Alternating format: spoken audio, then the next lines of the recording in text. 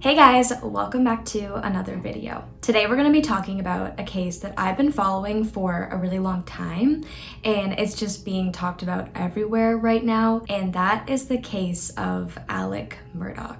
The Murdaugh family and everything that has gone on with them over the last couple years has been mind-blowing and very interesting to follow, but the case is pretty complicated because it's kind of like there are multiple cases in one. And when I was looking into it, I found it really hard to find one video that took you through who the Murdaugh family is and their history, but then also talked about the most recent case and the evidence and the trial. So I'm going to talk about all of that here and just tie it all together in this video. Since Alec Murdaugh's trial just ended, I think it's a really good time to make this video, even though more stuff will likely come out in the next couple of years. We're going to be talking about privilege, fraud, 2 suspicious deaths that have been linked to this family, murders, evidence, and the trial, and just there's so much to go over here, so buckle up. But if you already know the history on the Murdaughs and you just kind of want to hear the more recent stuff, I will leave timestamps in the description box below so you can skip forward. But just quickly before we get into it, I just want to say if you like this video, please give it a thumbs up and subscribe for more true crime content. So one thing I just want to note before we get started is that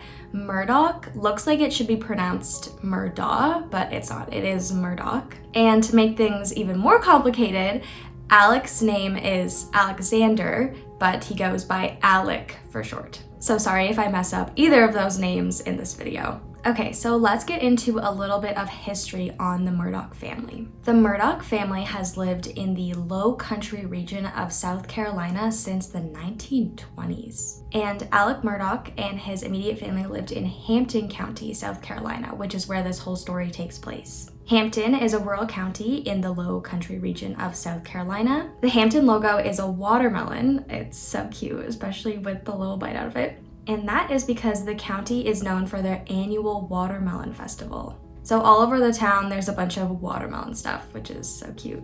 And I feel like I say this in all the videos so far, but Hampton County was a small town where everybody knew everybody. And I've seen that said about Hampton in a couple of sources, so I think it's just typical for a rural, small county. So since the 1920s, the Murdaugh family has played a prominent role in law and order of the South Carolina Low Country region. From 1920 to 2006, 3 members of the family consecutively served as district attorneys in charge of prosecuting all criminal cases in the state's 14th Circuit Court. And because of this, the Murdaugh family was really well known in the Low Country region of South Carolina, to the point where locals usually refer to it as Murdaugh Country. The Murdaugh family also owned a civil litigation firm in Hampton, South Carolina, which specializes in personal injury litigation, which was founded by Randolph Murdaugh Sr., so Alec's great-grandfather, in 1910.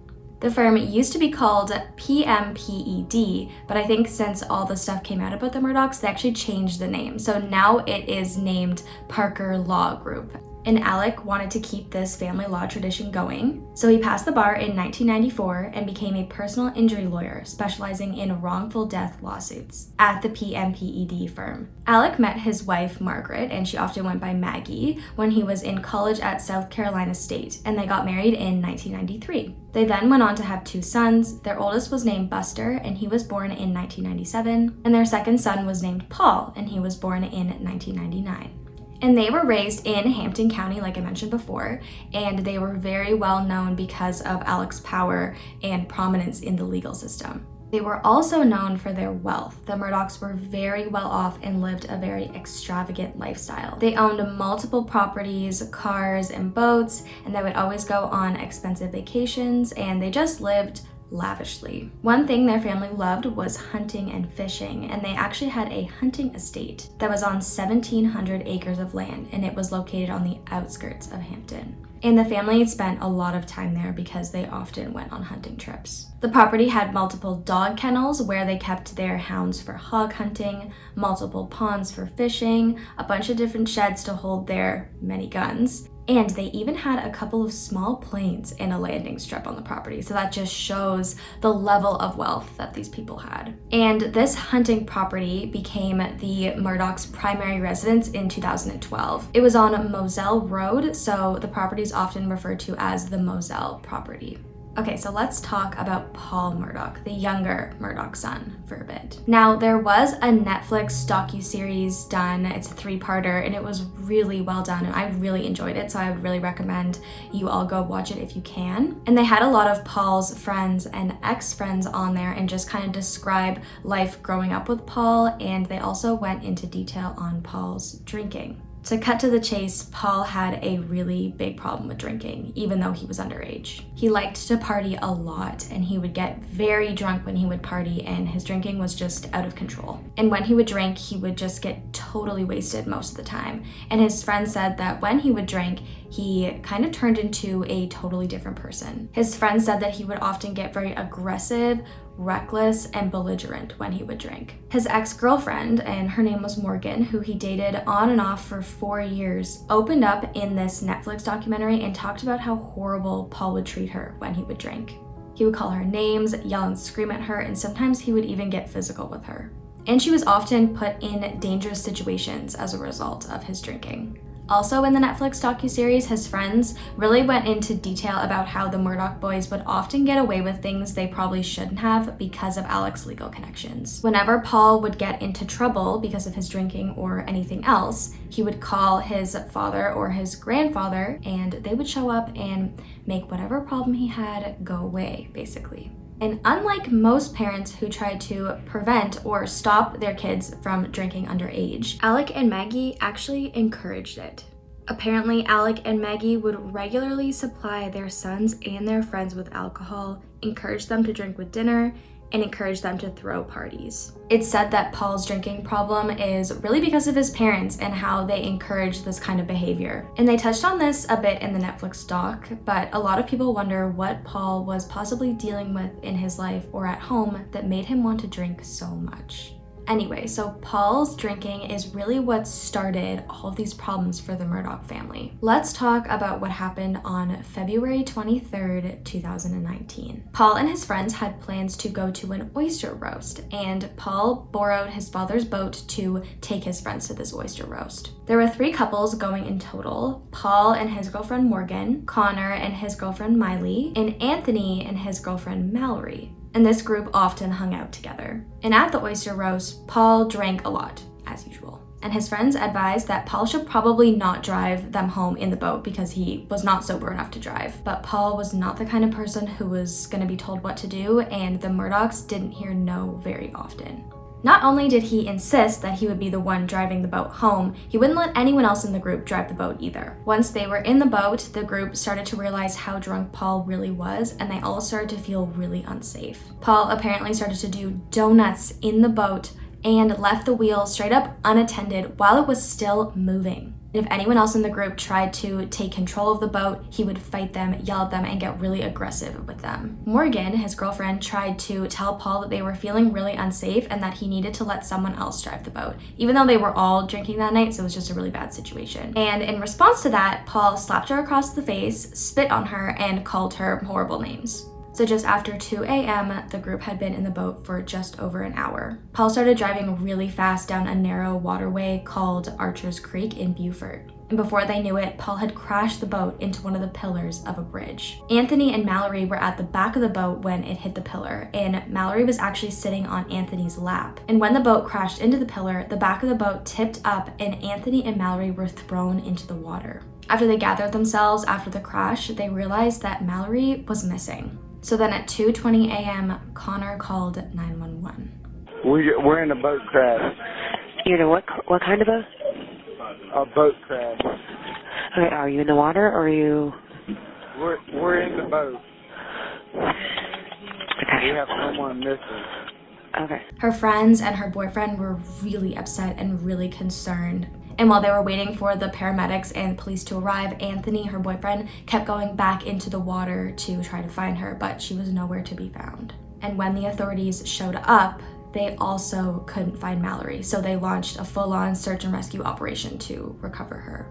And what's really shocking is Paul was never handcuffed or given an on-site breathalyzer test, even though his friends had been saying from the beginning that Paul was the one driving under the influence and he crashed the boat. So the police knew the situation, but because of Paul's connections to the legal system, the officers weren't going to treat him like any other drunk driver. And what's even more appalling is Paul showed no remorse for what had happened or what he had done. He was acting totally crazy in front of the police. He even took off all of his clothes, which is apparently something he would often do when he was drunk. And he was also smiling and laughing, even though everyone else was really concerned about Mallory. Of course, Paul was really intoxicated at this point still, so you'd hope that once he sobered up, he was a little more remorseful. Later that night at the hospital, Paul was given a blood test to determine his blood alcohol content, and it was 3 times the legal limit. Search and rescue searched for Mallory for days after the crash, and her friends and family tried to remain hopeful that she would be found alive. 6 days since the boat crash, and as you can see behind me, the friends and family of Mallory Beach are still not ready to give up hope yet. The family has gathered here at Archer's Creek every day since she disappeared last weekend, just praying for her safe return. Now, reminder, Beach was the only passenger from the boat who has not been seen since the crash. And the Department of Natural Resources told me nothing has changed over the last week. They still have about 9 to 12 patrol boats, diver teams, and even helicopters, all working 12-hour shifts to find Mallory Beach. And on the night of the crash, Anthony, who was Mallory's boyfriend, refused to leave the creek, and he said that he wasn't going to leave without Mallory. And every day after, while they were still searching for her, he would go down to the creek and just sit there and pray that they would find her alive. Her friends and family had to wait anxiously for 7 days before her body was finally recovered a week after the crash. The reason why it took so long to recover her remains was because the creek had a really strong current, and her body was actually found 5 miles from where the crash happened. It was determined that Mallory suffered blunt force trauma to the head and drowned after being ejected from the boat, and she was only 19 years old. There's so much more that I want to say about how everything with this boat crash went down. It was really sad, but I don't want this video to be too long, so I would recommend that you watch the Netflix docuseries because the boat crash is actually the main focus of that series. It's just incredibly sad. Like, Mallory had so much of her life left to live, and they had her parents on there, and I was crying. It was very sad, but very well done. And there was all this other stuff where the Murdaughs actually tried to frame Connor for the crash. They said that he was the one driving the boat. Anyway, definitely watch the Netflix docuseries. Her family and really the whole community knew it was going to be a battle to have Paul actually face consequences for what he did. But her family was going to try, and they were going to give everything that they had to get justice for Mallory's death. So they filed a civil wrongful death lawsuit against Alec and Maggie, who willfully contributed and encouraged Paul's underage drinking. Despite the Murdaughs' privilege and their connections, Paul was actually charged for the death of Mallory Beach on April 19th, 2019. He was charged with 3 felony counts: boating under the influence causing death, and 2 counts of boating under the influence causing great bodily injury. Because there was 2 other people in the group that sustained pretty serious injuries. Morgan had her hand crushed in between the boat and the pillar of the bridge, and Connor sustained a broken jaw. It was great that he was criminally charged, but Paul definitely still received special treatment through this whole thing. He wasn't booked into jail. He never had an actual mugshot taken. His mugshot was taken in a polo shirt, and he was never handcuffed at any of his hearings despite the criminal charges against him. And 2 Beaufort judges actually recused themselves from the case because of their connections to the Murdaughs. It's just ridiculous. Paul pled not guilty to all the charges, so this case was going to go to trial, and he was facing up to 25 years in prison. And while he was waiting his criminal trial, Paul continued to drink, he continued to party, and his run-ins with the law didn't even slow down. So looks like Paul wasn't too remorseful for what he had done, and it doesn't seem like he was really feeling the consequences of his drinking. Maybe going to trial or even going to jail would have been what Paul needed to change his ways and change his drinking, but unfortunately, the trial would never happen because Paul was murdered on June 7th, 2021.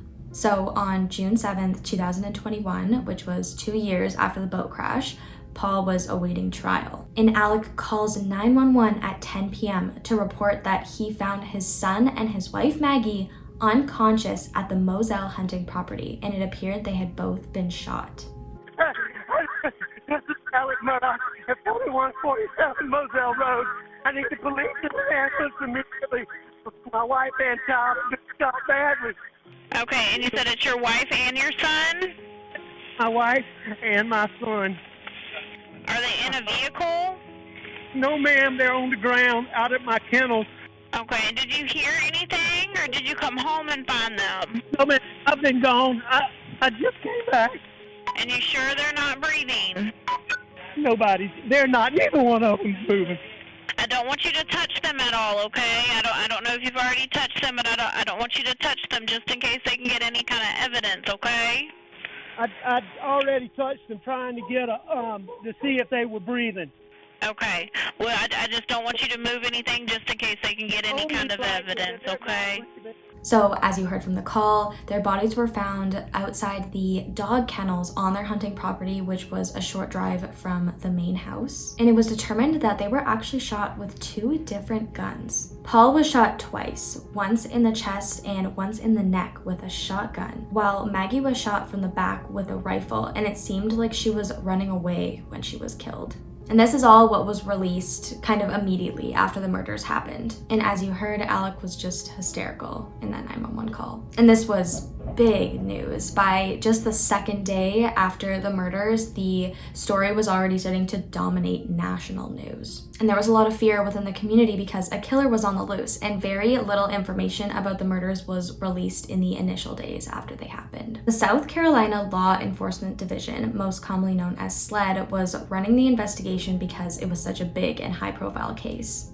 And from the beginning, they said that there wasn't any danger to the public, so they believed that it was a targeted attack. And because there wasn't a lot of information, people were running all different directions with speculation. 10 days after the murders, Alec's brothers made a media appearance and told the public that Paul had actually been receiving death threats from strangers. And a lot of people speculated that the murders were in connection to the Mallory Beach boat crash death. There were quite a few people who would have had motive for revenge and anger against Paul and his family over that boat crash. The state investigators interviewed Anthony, Mallory's parents, Morgan, Connor, and just anyone who would have had motive related to that boat crash, but they were all cooperative. And SLED wasn't able to find anything that would implicate that any of these people had anything to do with the murders. And Alec's lawyers made it very clear right away that Alec had an airtight alibi and that he was visiting his mother at the time the shootings occurred. Alec said that he was at the Moselle property and woke up from a nap around 9 p.m. Apparently, he couldn't find Maggie or Paul, so he texted them because the property was so big. He texted them and told them that he was going to visit his mom at 9:06 p.m. So he visited his mom for a while and then came back to the Moselle property at 10 p.m. when he discovered the bodies and then called 911. And the coroner estimated that Maggie and Paul were killed between 9 and 9:30 p.m. that night. And Alec claimed that he hadn't seen them since they had dinner together at 8:15 p.m. And some information about the guns was released at the time.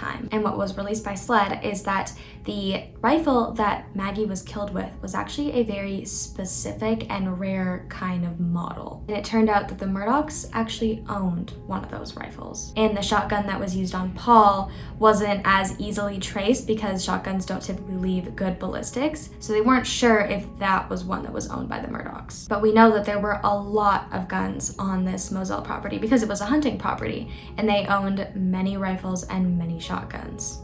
Many guns were seized from the property, but authorities weren't able to find that specific rifle that they knew the Murdaughs owned, which was very suspicious. There were also bullet casings left at the scene, but we'll come back to that later. So once the information about the rifle and how the Murdaughs owned the exact same type and model, that's when the speculation around Alec started to really come out.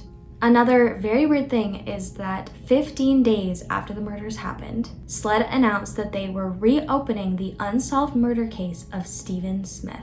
So let's talk about Stephen Smith for a sec. Stephen Smith was a teenager from Hampton County, and on July 8th, 2015, his body was found in the middle of the night on a secluded, dark country road, and he had severe head trauma. His body was not too far from where his car was found at the side of the road, and the gas cap of his car was open.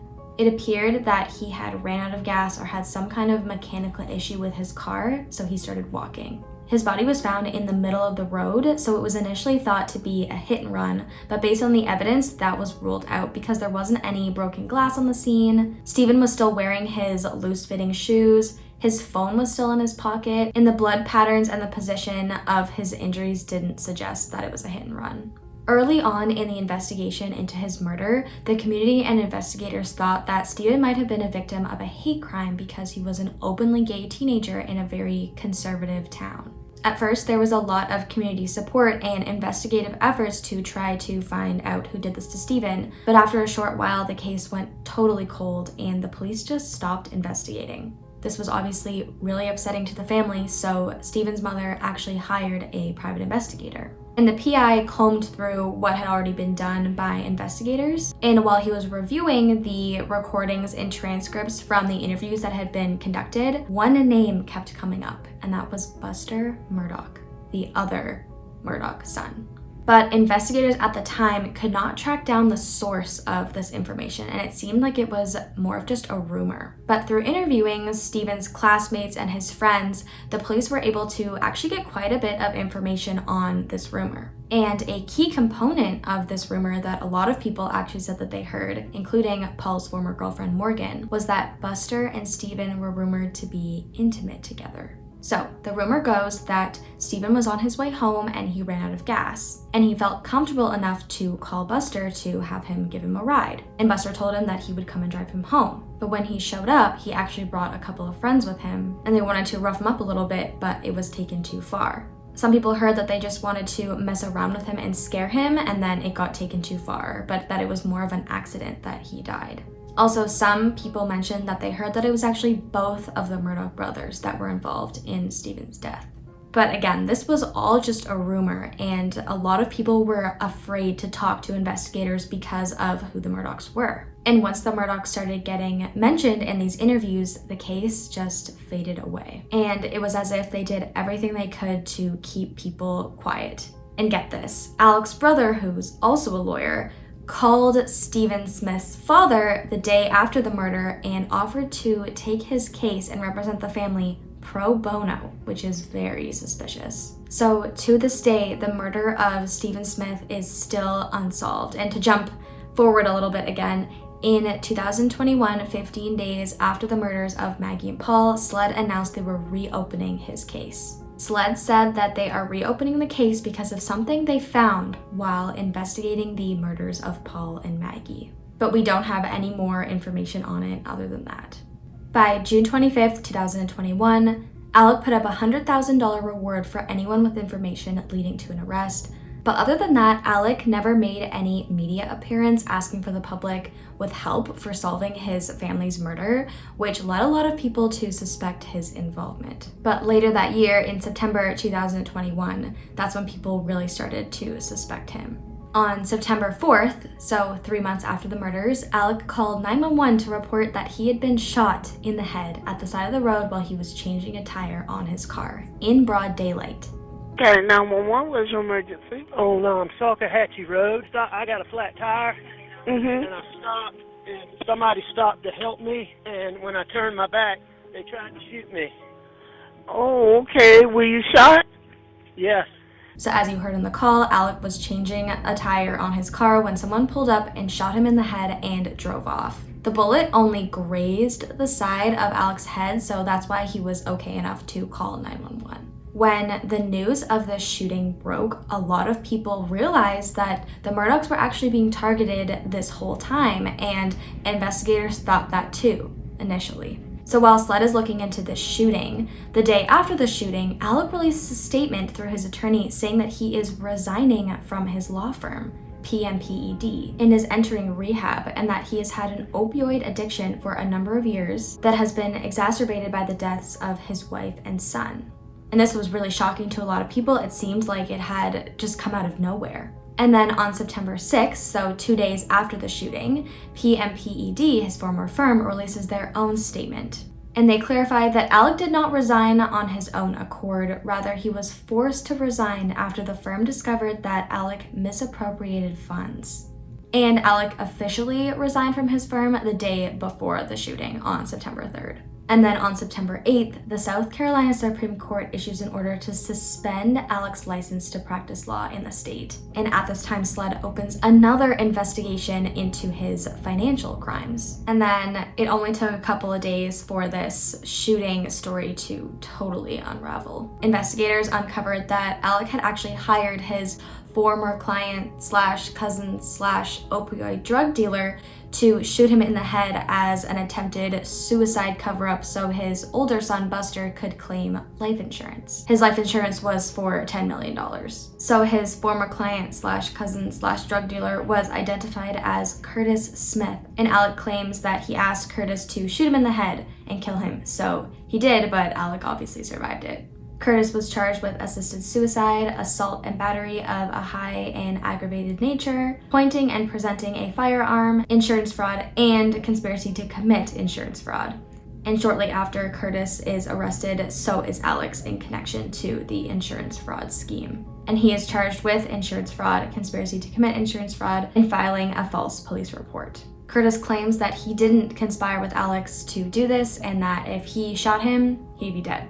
Alec's lawyer explains that Alec had been struggling with this opioid addiction, and after his wife and son were murdered, he decided he wanted to take his own life.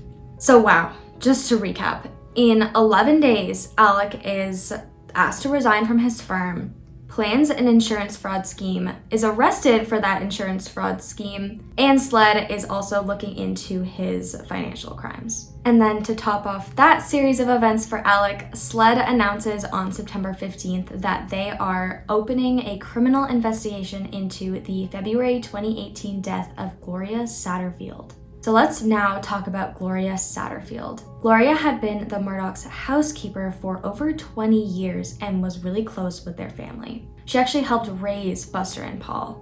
And then on February 2nd, 2018, Gloria was walking up the front brick steps of the Moselle property when she was tripped by the family dogs and fell down the stairs. And she hit her head on the steps and died. Maggie was the one to find Gloria, and she called 911. 911, where's your emergency? 4147 Moselle Road. What's going on out there? My housekeeper has fallen and her head is bleeding. I cannot get her up. Okay, you said she's fallen. She's bleeding from the head? Yes. Okay. How old is she? I'm not sure, like 58 maybe. Do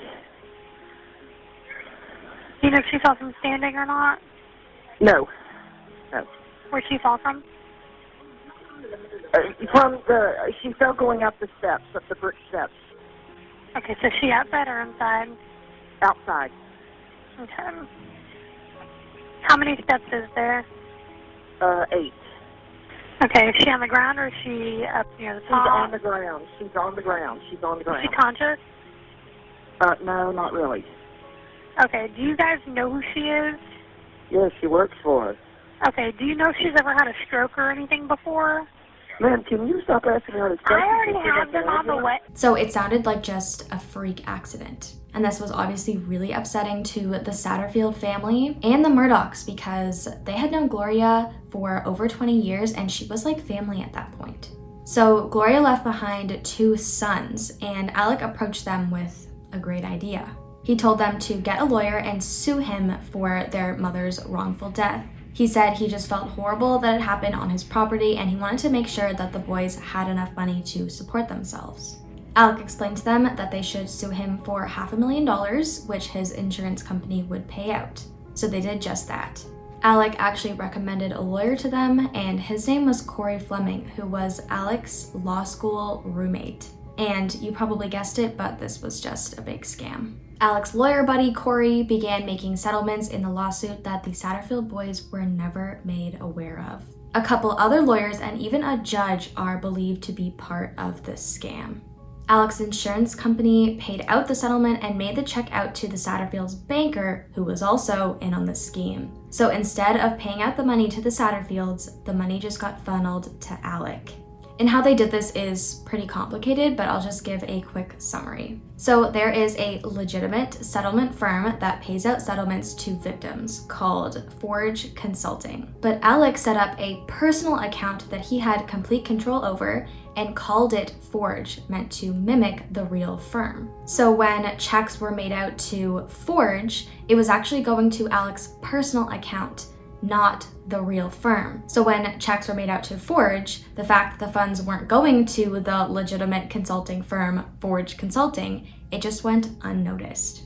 It's so crazy to think that this can actually happen, but it was because Alec had so many connections and so many people involved in this scheme that he was able to get away with it. So in total, $4.3 million was paid out as part of the Gloria Satterfield lawsuit. And the Satterfield boys never saw a dime of that money. And they didn't even know that a settlement had been reached or that they even won the lawsuit. It seems like Alec's lawyer buddy just strung the Satterfields along for years. And it wasn't until all this news started coming up about Alec's alleged financial crimes that they hired another lawyer to look into it for them, and SLED got involved and the whole scheme was uncovered. The Satterfields were absolutely shocked that this happened. I mean, they could have used that money for all those years. And the fact that Alec could do this to a woman's family who raised his own children is sickening. Not to mention that the Satterfield boys are actually disabled, so that just takes it to a whole new low. And what makes it even worse is that there are a couple things that suggest that the Murdaughs might have had something to do with her death. Turns out Alec had taken commercial insurance out on the Moselle property only a month before Gloria's death, which is just insanely suspicious. Morgan, who is Paul's former girlfriend, also said that earlier that year, Gloria had discovered some of Alec's stashed opioids, and Gloria confronted Paul about it because she was worried, and she kind of exposed him a little bit. So a lot of people think that the Murdaughs killed her because she knew too much. I mean, she was in their family and in their house for over 20 years, and the Murdaughs obviously had a lot of secrets that they were keeping. I also feel like that 911 call was just really weird. Maggie doesn't sound upset or concerned or worried at all, even though Glory was practically like family to them. Honestly, it sounds like she's just inconvenienced by the whole thing in the call, in my opinion. Also, it turns out that an autopsy was never done on Gloria's body because it was believed to be an accident. But luckily now SLED has opened a criminal investigation into her death, and they will do an autopsy. So it'll be very interesting to see what happens in this case. So once Alec is released from rehab later that year, he's actually arrested again because of the misappropriated settlement funds in the Gloria Satterfield case. At this time, Alec was actually denied bail, so he was gonna serve jail time now. And the charges don't stop there. SLED and PMPED, his former firm, uncovered that the Satterfields weren't the only ones defrauded by Alec. Turns out Alec had been stealing from their clients since 2011, and that's just what they know at this point. And he had been doing it the exact same way he did it to the Satterfields, which was through that Forge account. As of today, Alec is facing over 100 counts of embezzlement, computer crime, money laundering, conspiracy, and for what prosecutors say was a wide-ranging scheme to steal money from his law firm, clients, and the government, with a total amount of about $9.3 million. And that's just what the charges are today. Like, these charges took several months to stack up as SLED unwove his many financial crimes. And his former firm, which is the firm his family founded, was suing him for the funds he allegedly stole from clients for his own personal use. And Alec was eventually disbarred as well. The Satterfields' lawyers who helped uncover the scheme said that Alec was not practicing law. He was practicing stealing from his clients. And what's so sad is because of his line of work and personal injury, he was working with victims of personal injury and families who had their loved ones killed in wrongful deaths. So it's just horrible. And then on July 8th, 2022, Alec is charged for the murders of Maggie and Paul, and this was about a year after they happened. He was indicted on 2 counts of murder and 2 counts of weapon charges. I feel like when this happened, it wasn't that shocking because a lot of people suspected that this was coming. Alec pleaded not guilty, and the defense actually pushed for a speedy trial. And that trial started on January 25th, 2023, and it ended on March 2nd, 2023.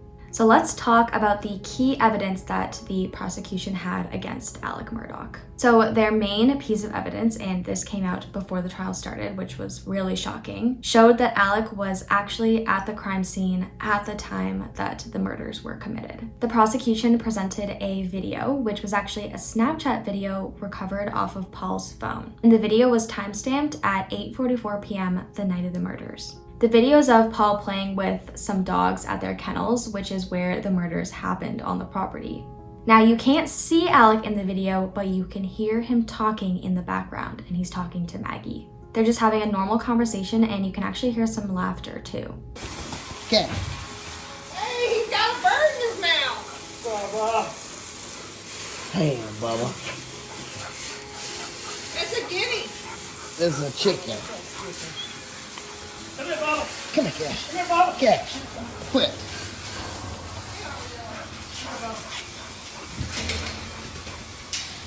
Now, this evidence doesn't show that Alec committed the murders, but it does place him at the scene of the crime right when the murders took place, which was now estimated to be at 8:50 p.m., which is earlier than originally estimated. The estimated time of the murders was moved up to 8:50 p.m. from the original 9 to 9:30 p.m. window because apparently investigators were able to tell when Maggie and Paul both stopped using their phones. They stopped accepting calls, reading texts, and responding to text at 8:50 p.m. And this video is taken at the dog kennels, which is where the bodies were discovered. So it shows that he was at the exact place where the bodies were found at the time that the murders were committed. This video also throws Alec's alibi out the window because he was obviously on the property when the shootings happened. And Alec did visit his mother that night, and her caretaker confirmed that. She had a caretaker because she was suffering from dementia. But prosecutors allege that Alec actually visited his mother after he committed the murders in an attempt to form an alibi. And Alec's mother's caretaker testified in court, and she said she couldn't remember exactly when Alec visited that night, but that it was pretty unusual for him to visit at night, and when he was there, he was acting fidgety. And what's pretty eerie, but very common actually, is that Alec tried to call Maggie many times and sent her several texts after he committed the murders. His last text to her was at 9:47 p.m. that night, and it said, "Call me, babe," which was just so chilling. So prosecutors allege that, again, this is him trying to form an alibi and paint the picture that he was out visiting his mother and had no idea what had gone on back at his home. The next piece of evidence was the clothes that Alec was wearing that night. Another Snapchat video recovered from Paul's phone was showed in court that was taken at 7:56 p.m. the night of the murders. In the video, you can see Alec walking on the Moselle property, but what's strange is you can see Alec is dressed in trousers, loafers, and a blue button-down shirt, which is clothing that does not match what he's seen wearing in police body cam footage. In the body cam footage, Alec is dressed in a white short-sleeve t-shirt and shorts, which suggests that Alec was covered in blood and changed his clothes after he committed the murders. And I can't remember exactly, but the outfit that he's wearing in the Snapchat video was never recovered by police. Another thing that's weird is the outfit that he is wearing in the body cam footage was apparently, according to police, clean from head to toe, even though he told the 911 operator that he touched the bodies to see if they were still alive. And the prosecution claims that this just shows that Alec lied to 911 to say he touched them when he didn't because he already knew that they were dead. The next piece of evidence was from Alec's mother's caretaker's testimony. She claimed that a few days after the murders, Alec showed up at his mother's house again and was carrying a bundled up blue something. Apparently, Alec took this item upstairs, and then when he left, he didn't take it with him. And then investigators later found a blue raincoat stashed at his mother's house, and it was covered in gunshot residue. And Alec's hands, his shirt, his shorts, and the seatbelt buckle of his car all tested positive for gunshot residue, which shows that he had recently fired a gun. But apparently this is shaky forensically because gunshot residue can easily be transferred from one person to another. And because he was around the bodies and at the property where guns were shot and stuff like that, the defense really argued against this evidence. Another key piece of evidence is, even though the exact guns that were used on Maggie and Paul were never recovered, ammo that was the exact same ammo used on Maggie and Paul was recovered at the Murdaugh house. SLED found boxes of the exact same bullets based on their casings that were left at the crime scene that were used in the rifle and the shotgun. So with the unused bullets that were found at the Murdaugh house, coupled with the fact that they knew that Alec owned that special model of rifle, allowed the prosecution to confirm that the guns used were in fact owned by the Murdaughs. This is pretty damning as well, but Maggie's sister, who she was really close with, and her name's Marion Proctor, also testified in court.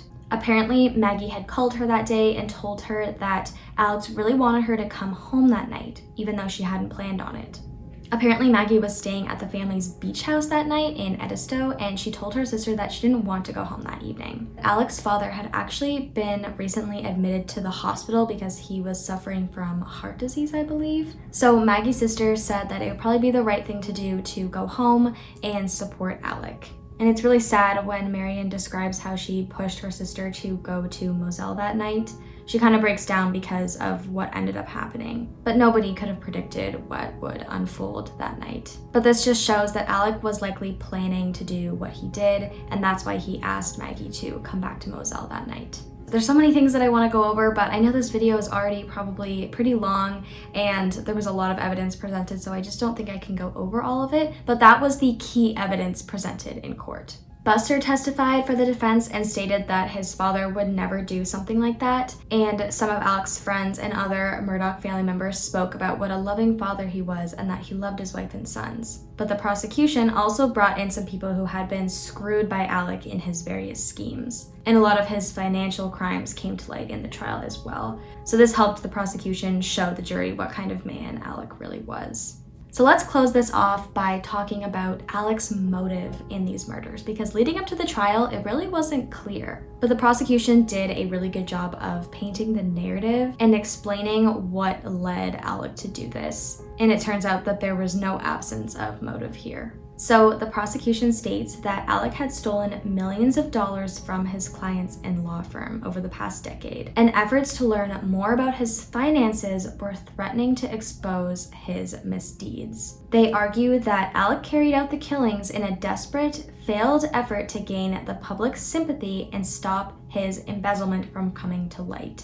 So if you remember, before the murders of Maggie and Paul happened, Maggie and Alec were being sued by the Beach family in a civil lawsuit. And during this lawsuit, Alec fought pretty hard to get out of paying any kind of settlement to the Beach family. He claimed that he was broke and he could maybe cobble together $1 million if that would suffice. And the Beach's lawyer knew that this was bullshit because it was common knowledge that the Murdaughs were very wealthy. So because of Alex's claims, the Beach family lawyer filed a motion to compel, which would have required Alec to disclose his true finances. So Alec was about to be forced to disclose his finances, which potentially could have exposed all of his financial crimes. And the next hearing in the lawsuit was scheduled for June 10th, which was 3 days after the murders, so Alec was running out of time. But it wasn't just the Beach lawsuit that was going to expose his crimes. His former firm, PMPED, also was closing in on his multi-million-dollar fraud, and one of his colleagues actually confronted him the morning of the murders. His colleague actually discovered that some settlement money had not been paid out to clients, and the prosecution alleges that Alec knew it was only a matter of time before they uncovered what he had been doing. So there you have it. Alec committed these murders in an attempt to make his problems go away because the family would be victims of an unspeakable tragedy. Alec actually did testify in court, which a lot of people regard as a failure on the defense's part. And that's because Alec was confronted about his alibi and he had to admit on the stand that he lied to investigators. He also admitted to some of his financial crimes and the suicide hoax, and also talked about his opioid addiction, all of which didn't really paint the best character to the jury. He became very emotional on the stand when he had to talk about how gruesome the crime scene was. He broke down several times, actually, especially when he was talking about what a great relationship he had with his son and how they had a good time together the day of the murders. To me, it does seem like these emotions are genuine, and it looks like he is remorseful for what he had done, and it seems like he was just very desperate and running out of time at that point. But who really knows, right?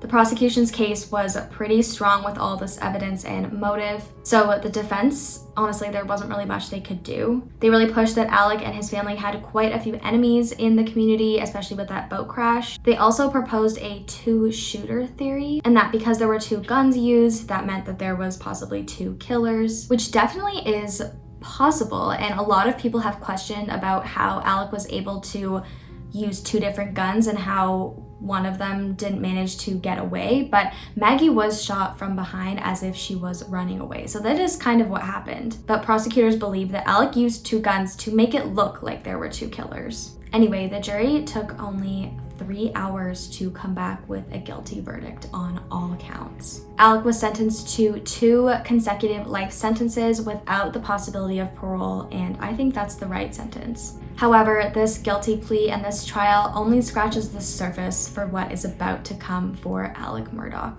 Currently, SLED is still investigating and unraveling all of his financial crimes, and the charges just keep stacking up. As I said before, right now it's sitting at 100 fraud charges, but that could continue to go up over the next couple of months. But it'll be really interesting to see what happens in the cases of Stephen Smith and Gloria Satterfield, which SLED is looking into right now. It's so crazy how this whole thing went down and how much the family was able to get away with for so many years. The fact that 5 bodies have been linked to this family in only 6 years honestly blows my mind. And it's obviously really great that the legal system finally caught up with Alec Murdaugh, even if it is a little too late. Anyway guys, that's all I have for today. I hope you found this video interesting, and don't forget to leave your thoughts on this crazy case in the comment section below. I'll see you next time, guys.